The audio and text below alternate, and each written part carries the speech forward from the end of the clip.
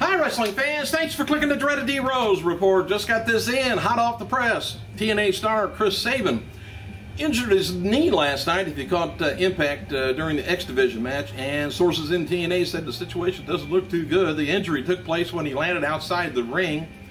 He immediately held his knee in pain after the spot and was not involved in the rest of the match. Sabin recently returned to action after missing several months due to a torn ACL in his other knee.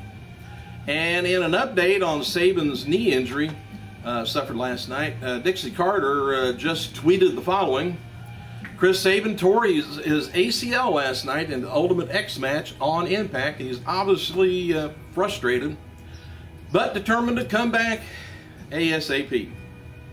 Good luck with that. Happy birthday to one-time USWA champion Brad Armstrong, 51 years old. Wasn't he the guy that was pedaling his bike all over Europe or something? Maybe not. Former WCW and WWE Tag Team Champion Chuck Palumbo, 41 years old, and two-time IWGP Champion Scott Norton. Remember that little stocky guy? 51.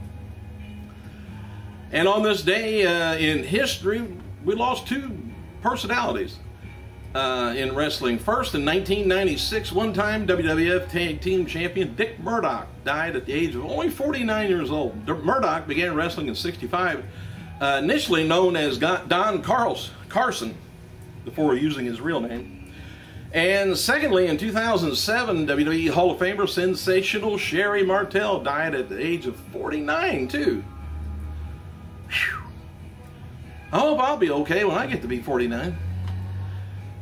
She initially approached Grizzly Smith for training. A little bit of history here, but was turned down after about 5 years. Her interest in wrestling kind of plucked again, and she began training under Butch Moore in Memphis.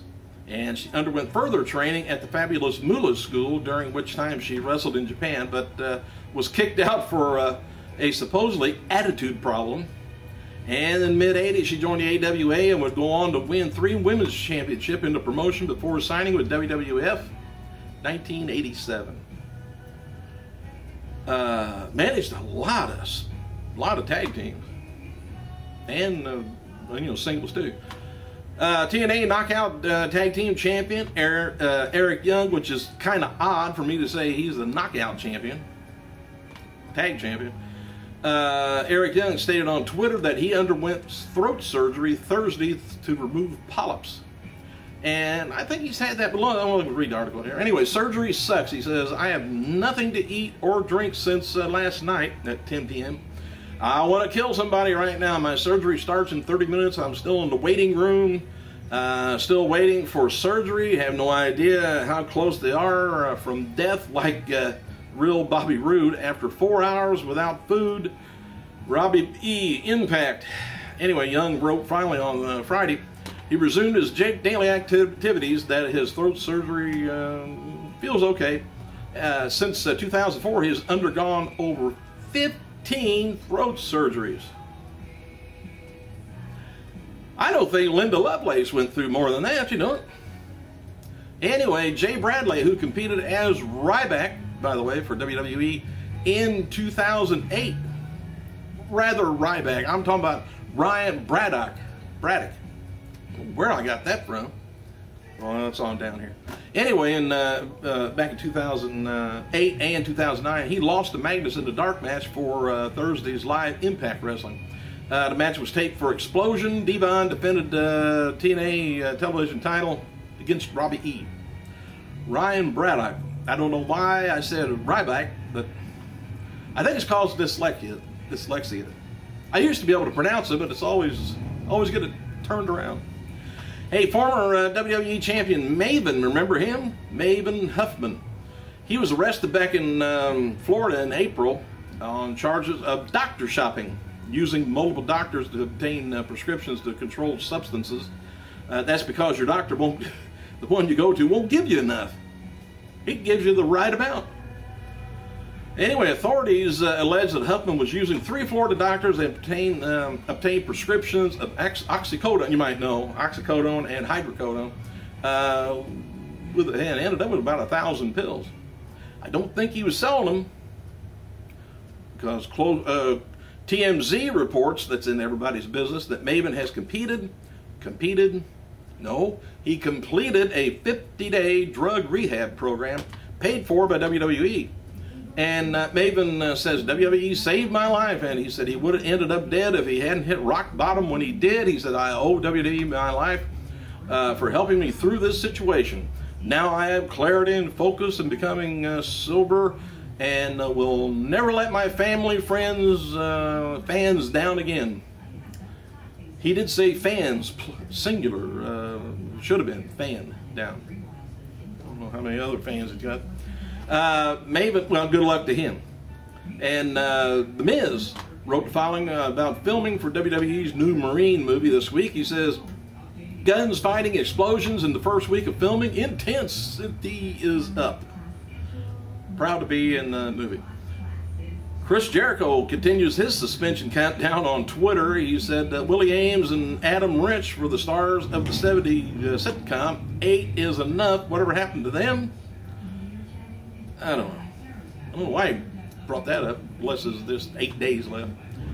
All right, Jim Ross will be announcing his main events, or the main events on WWE NXT from here on out, I guess. And he wrote on Twitter about last night's taping. He says, enjoyed working with the real King Regal and Byron Saxton and whatever. Triple H, he appeared also live in last night on WWE NXT in the crowd and at Full Sail University. He came down the ramp with no entrance music but greeted the fans. Remember, somebody else used to come down with no entrance music, and it was boring. Can't remember who it was, but I think they finally gave him some music though, because it was. WWE taped 4 episodes of NXT at last night's taping, and should be taking place starting. The next set of taping is going to be in July 12th. They taped quite a few all at once. Dark matches from the taping saw Sin Cara defeat Hunico, and Xavier Woods defeated Corey Graves. Brad Armstrong, well, I already told you about that. Brad Armstrong. Let's see. Matches for tonight's WWE SmackDown is Beth Phoenix, Alicia Fox, and CM Punk taking on, and Sheamus taking on Kane and Bryant. Brodus Clay taking on Heath Slater again. Swagger taking on Christian. Ryback taking on 2 local wrestlers, and Tyson Kidd taking on Demi and Sandow. And AJ is well represented. And maybe we'll see a little bit of a match between AJ and the lovely Vicky. But AJ's getting a little meanness to her. I like that. She's getting a little cute, little feisty fireball. Anyway, Impact Wrestling preview. Open fight night returns live on Thursday, it says. Monthly opening fight. Well, let's see. 12 wrestlers in the series. Let's see. Oh, they were, I think this is talking about last night. Let me see. Probably is. Plus, got the gut wrench thing. On the road, July 8th, Destination X pay-per-view event with more news coming out. All this and says much, much more Spike TV. The latest interview with CYInterview.com, Jesse Ventura discussed numerous he's always suspecting somebody's after him, I think. There's always a plot, always something going on. But anyway, he talked about numerous political things, entertainment, and some wrestling topics among others. Speaking of Chris Yandick, which I guess we were, and Jay Blindstein, former governors of Minnesota, says Vince McMahon got mad at him because he wouldn't support Linda McMahon's failed U.S. Senate run in 2010 and hasn't spoken to Vince since. Who cares? Some people felt Vince McMahon went over the line with his blistering impersonation of Jim Ross, by the way, on the backstage segment of Monday's Raw, which saw the WWE chairman make a horrible, distorted face, ridiculing the Hall of Famer's broadcasting affliction with Bell's palsy. Ross suffers from a condition and sometimes results in temporary paralysis of his face. I don't know why they're saying it's a temporary paralysis, but it looks awful lot it ends up being a permanent paralysis. But anyway, McMahon's mockery segment struck a nerve with the former WCW announcer Mark Madden, who went on Twister and Twister. Hey, I'm trying to read this too fast, am I not? Anyway, he went on Twitter and blasted the WWE chief. And you know, we all listen to Mark Madden. Oh, he knows it. But anyway, he says McMahon mocking Ross Bell's policy is unforgivable, and what a scumbag, pure and simple, just twisted, emotional, crippled jerk-off. Madden continues that McMahon wasn't mocking a stranger, and well, he went on that way. And I might have hit on that last week, can't remember. But that's all the news I got for right now. I just don't know what to say. Yeah, dude, I gotta go.